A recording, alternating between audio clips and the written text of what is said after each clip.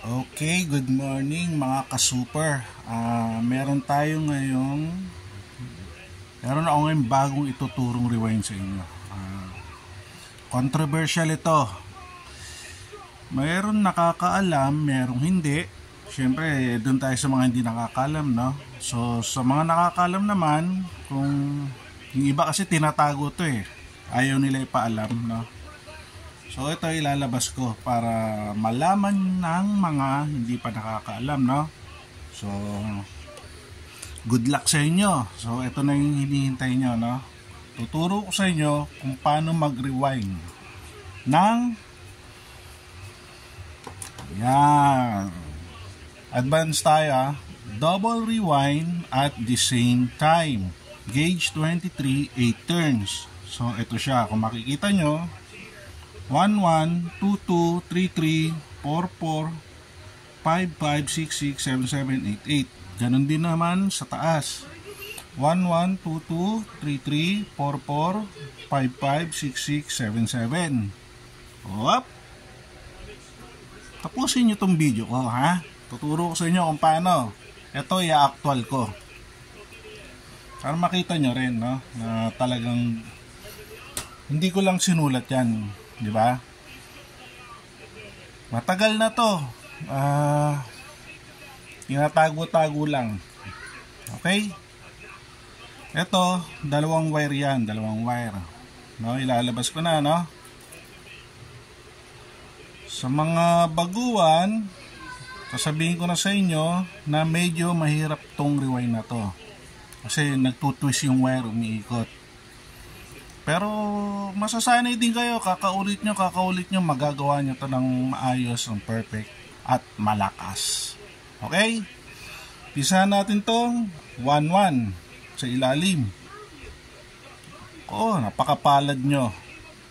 Alam nyo ba, nung ako nag-aral ng noon pa, bago pala akong natutong mag-rewind, gusto ko uling matuto, gusto kong lumakas, gusto kong gumaling. Dumayo pa ako sa ibang lugar, nagpaturo ako, nagbayad ako. Isang rewind lang tinuro sa akin. Yan, ganun talaga. Tapos natry ko na rin dati bumili ng isang makina, binuksan ko yung rewind. Sabi ko, wala namang iba, wala namang special, parang ganun. So, pakaswerte nyo. May nagtuturo sa inyo. So, ito na boss. Mga ka-super. Ito na, no? 1, 1. Dalawang wire uli sa taas. 1, 1 sa ibabaw. Okay? Ito tayo doon sa katabi. 2. Tabi nyo lang ng ganyan. At 2 sa ibabaw. Okay? Ngayon, yung pangatlo, isa na lang ang mailalagay nyo sa dulo. Isang kable na lang. Tapos yung isang wire, huwag kang babaon. Yun. Okay. Yan. Yung isang wire, papatong siya sa 2 and 3. No?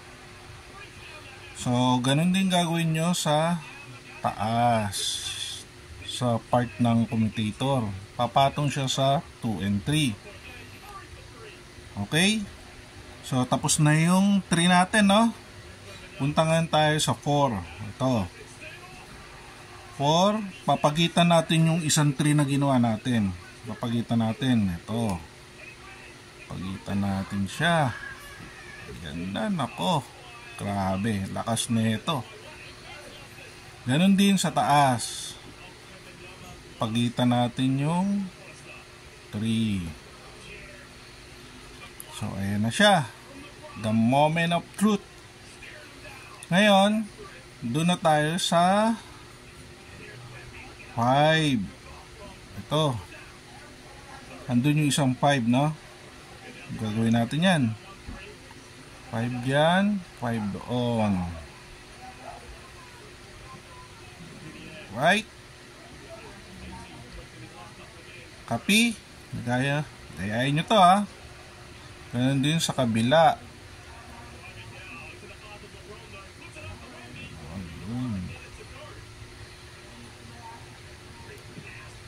Yan. Sundan nyo to ha. Mamaya tapusin nyo tong video para ano. Ngayon punta na tayo sa 6 dito, 6 doon. Papagitan natin yung 5 sa pagitan ng 5, no? Ayan. Ayan na. So kita nyo ba? May tatlong wire doon. At ang may papatong na lang natin sa dalawa. Ganun din sa taas. Pagitan ng 5, ilagay nyo yung pang-anim nyong ikot. Okay? Oh, grabe to. Lakas to, boy. Ngayon, punta ngayon tayo sa ibabaw para mag-pyramid. Ito, 7, magkatabi. Lagay natin dyan. Ayan. Ayan na, oh. Kita nyo na? Kita nyo ba? Hindi, no? Bahala kayo. Hindi nyo makita. Hindi, joke lang. Ngayon, yan, hindi natin uli yung 7. Lagay natin sa ibabaw. Ako, boy. Grabe to.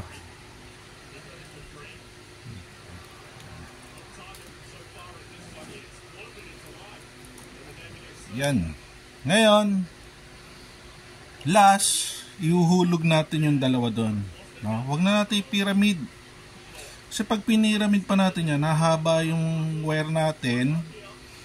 Tapos yung stopper natin, nahaba na naman. Yung commutator natin, magsasupper. Iigsi. Para lang may pasok nyo sa housing.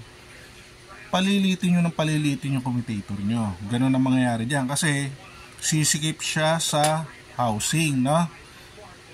So kaya hindi na natin ipapatong dito para hindi na masyadong humaba yung pyramid natin. Uhulog na lang natin doon. Okay? Ito na yon. Uhulog nyo dyan sa gilid. Ayan. Sana nakikita nyo. Pasensya na kayo sa camera ko. Ayan, o. Ayan nyo. Mamaya, bigyan ko to ng solo shot para makita nyo. Mamaya, tapusin lang natin to. Okay? Pag nahulog nyo na ron, ikot nyo lang, ilock nyo.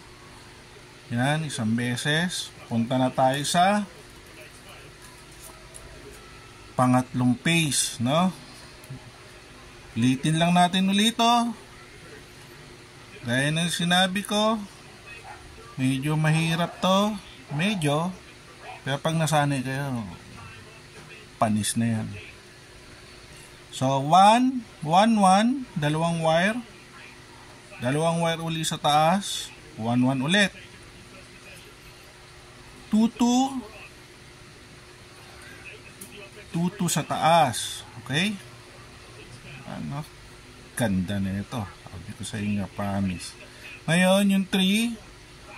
Lagay nyo yung isa ron. Yung isa, lagay nyo rin yung 3. Okay? Let's do it. Yan, no? Okay?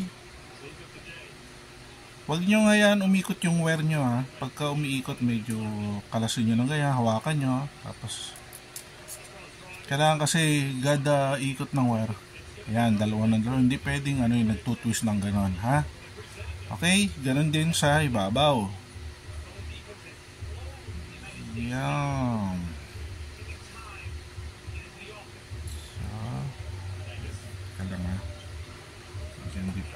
Okay. So, doon na tayo sa 4. Sa pagitan ng 3, doon nyo ilalagay yung 4. 4, 4. Ito yung 3, ha, pagitan. At ganon din sa ibabaw. Okay. Yun, tama ba? Teka lang, medyo parang hindi pantay. Baka kasi mahulog yung wire natin. Oh, asan ba yung panulak? Tulak ko lang, no? Sabi ko sa inyo, gamit kayo ng panulak in case na merong pasaway na wire, no, na ayaw makisama. Minsan merong ganun eh. Minsan nga tapos na yung rewind mo, biglang grounded. Sakit sa bangs, di ba? Pero speaking of grounded, no? Speaking of grounded, pagka yung nag-rewind kayo at nagkaroon ng ground, gamit kayo ng ganito. Ngari, grounded to. Tutulak nyo lahat ng dulo. Lahat na matutulis na lahat ng kanto ng axis nyo, itulak nyo lang yan. Tulak nyo yung wire, lahat yan, tulak nyo. Kadalasan nandun ang ground, okay? Kung sure kayong walang ground dun sa base, dun sa latagan ng axis, nandyan siya. Kunyari, natapos nyo na, andyan siya, tulak nyo lahat yan, andun lang yung ground yun. So yun, tip yun, magandang tip yun. So asan na tayo? Nasaan na? Nandito na tayo sa 5-5. Tama, 5-5 mga kasuper. Wala tayong laro ngayon, kaya rewind na lang muna. Okay, ganun din sa ibabaw. Okay, yun o, sinasabi ko, nahuhulog. So itulak natin. Medyo tagilid yung isang wire eh. Pag hindi natulak, ulit tayo nga. So pantayin nyo lang uli yung wire pag binitawan nyo. Huwag nyo hayaang umikot, huwag nyo hayaang mag-twist, ha.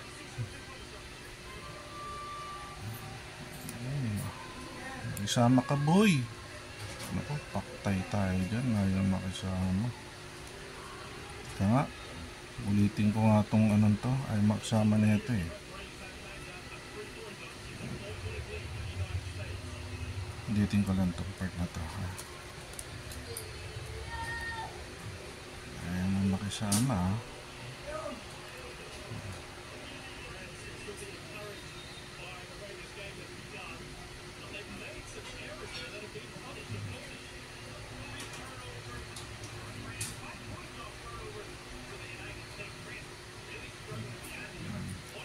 Sa pag nyo hayaang umikot yung wire nyo, ha, pag nyo hayaang mag-twist, kailangan pantay-pantay pa rin yung latag.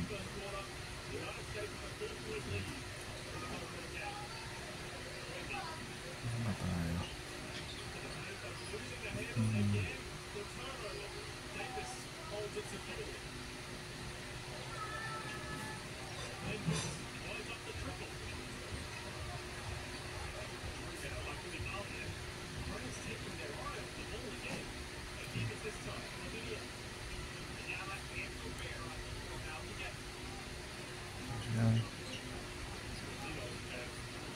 Okay, ulit.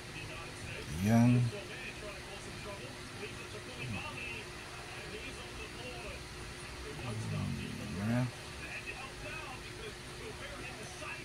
Tapos doon na tayo sa 7.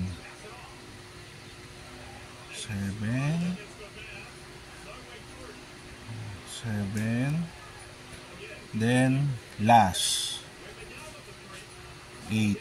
Hulog nyo sa labas. Yun yung 8 natin, no?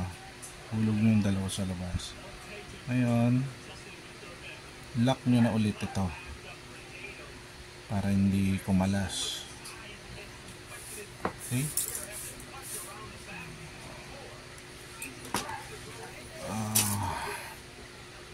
So hindi ko alam. Naku, parang di nakikita. Anyway, mamaya i-ano ko na lang to. Bigyan ko na lang solo shot para makita nyo. O kaya picture para makita nyo yung itsura, no? Ayan siya.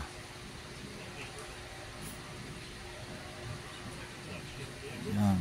So double rewind. Advance to mga ka-super, advance, no? Pero syempre gagalingan natin. Meron pa tayong mas advanced dito, di ba? Kung gusto nyo malaman, comment nyo sa baba kung gusto nyo. Meron pa akong mas advanced dito. So, itong double rewind at the same time, kumbaga, itong rewind na to parang umpisa pa lang o basic, ewan ko kung basic, hindi na basic na eh, pero meron pa tayong mas higit pa rito. So comment nyo na lang kung gusto nyo malaman para may share ko sa inyo. Okay, so ayan na siya, double rewind. Mamaya masyado na kasi mahaba yung video natin, mamaya ayusin ko to, kakayasin ko to, pero papakita ko pa rin, pero next video na, tapos patutunugin natin, isa sound check natin. Okay, so eto na, reveal. Ayan yung pattern. So sana magustuhan nyo to. Okay mga ka-super, thank you.